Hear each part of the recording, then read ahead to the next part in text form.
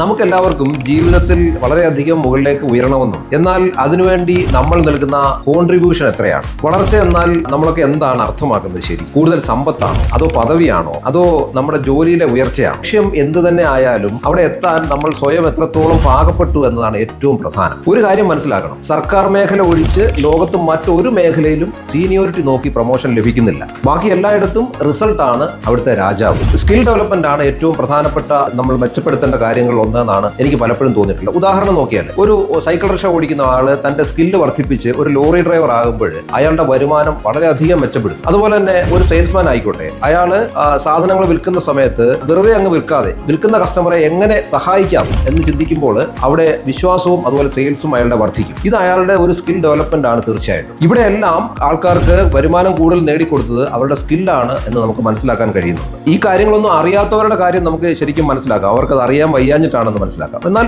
ഇതെല്ലാം അറിഞ്ഞിട്ടും ഒന്നും ചെയ്യാതെ ഇതിനെ എക്സ്ക്യൂസുകൾ മാത്രം പറഞ്ഞിരിക്കുന്നവരുടെ കാര്യമാണ് ഏറ്റവും രസകരം. ഇവർ പറയുന്ന കാര്യങ്ങൾ വളരെ രസകരമാണ്. ഒന്നും സമയം കിട്ടുന്നില്ല, വീട്ടിൽ തിരക്കാണ്, പ്രശ്നങ്ങളാണ്, ഇങ്ങനെ വളരെയധികം പട്ടികകളാണ് ഇങ്ങനെ നീണ്ടു പോകുന്നത് എക്സ്ക്യൂസ് പറയാൻ വേണ്ടി. സമയം കിട്ടുന്നില്ല എന്ന് പറയുന്നവരോട് ഒരു വാക്ക്, നിങ്ങൾക്ക് ഭക്ഷണം കഴിക്കാനും ഉറങ്ങാനും വിനോദങ്ങൾക്കും സമയം കണ്ടെത്താൻ കഴിയുന്നുണ്ടെങ്കിൽ നിങ്ങളുടെ ജീവിതം മാറ്റുന്ന ഒരു സ്കിൽ പഠിച്ചെടുക്കാനും ഉറപ്പായും നിങ്ങൾ വിചാരിച്ചാൽ സമയം കണ്ടെത്താൻ കഴിയും. കാര്യങ്ങൾ ചെയ്യേണ്ട സമയത്ത് ആക്ഷൻ എടുക്കാതെ വെറുതെ എക്സ്ക്യൂസുകൾ പറഞ്ഞു പോകുന്നവർ എന്നും അവിടെ തന്നെ നിൽക്കുന്നതായിട്ടാണ് കണ്ടുവരുന്നത്. നമ്മുടെ കൂടെയുള്ളവര് സ്കില്ലുകൾ വർദ്ധിപ്പിച്ച് പടിപടിയായി ഉയരുന്നത് കാണുമ്പോൾ നമുക്ക് ദേഷ്യവും നിരാശയും ഒക്കെ തോന്നിയേക്കാം. അത് നമ്മളെ ഡിപ്രഷനിലേക്ക് ഭാവിയിൽ കൊണ്ടുപോകാനുള്ള സാധ്യത വളരെ കൂടുതലാണ്. പക്ഷെ ഇപ്പോഴും ഓർക്കുക, നമ്മൾ ഒട്ടും വൈകിട്ടില്ല. ഇന്ന് തന്നെ മാറ്റങ്ങൾ തുടങ്ങാൻ നമുക്ക് കഴിയും. കാര്യങ്ങൾ കൃത്യമായി മനസ്സിലാക്കി പ്രവർത്തിച്ച ഒരാളെന്ന നിലയിൽ എനിക്ക് ഈ കാര്യം ഉറപ്പിച്ച് നിങ്ങളോട് പറയാൻ കഴിയും. നമ്മളെല്ലാവരും 2026 നീങ്ങുകയാണ്. ഓരോ വർഷവും വിലക്കയറ്റവും അതുപോലെ ജീവിത സാഹചര്യങ്ങളും മാറിക്കൊണ്ടിരിക്കുകയാണ്. കൺസ്യൂമർ പ്രൈസ് ഇൻഡെക്സ് വളരെയധികം വലുതായിക്കൊണ്ടിരിക്കുന്നു. അതിനനുസരിച്ച് നമ്മുടെ ഫിനാൻസ് വർദ്ധിക്കണമെങ്കിൽ നമ്മുടെ സ്കില്ലും വർദ്ധിക്കണം. 2026 എത്തുമ്പോൾ എനിക്ക് തെറ്റുപറ്റിയെന്ന് ആർക്കും ഒരിക്കലും സങ്കടപ്പെടാനുള്ള സാധ്യത ഉണ്ടാവരുത്. സ്കിൽ ഡെവലപ്മെന്റിലൂടെ